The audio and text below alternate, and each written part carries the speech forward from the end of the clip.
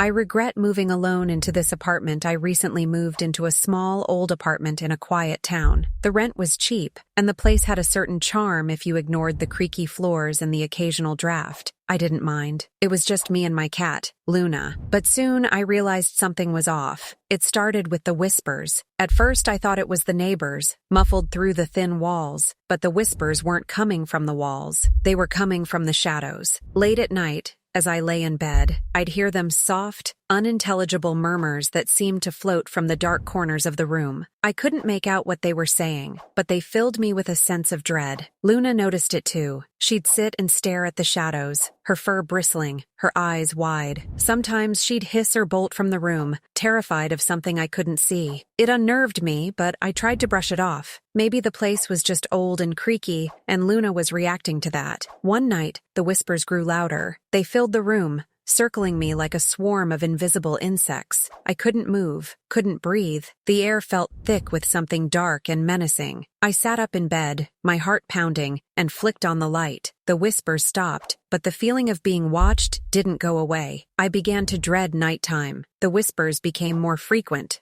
more insistent. They seemed to be calling my name, urging me to listen. I started losing sleep, too afraid to close my eyes. Every time I did, I felt like something was standing over me, waiting for the moment I drifted off.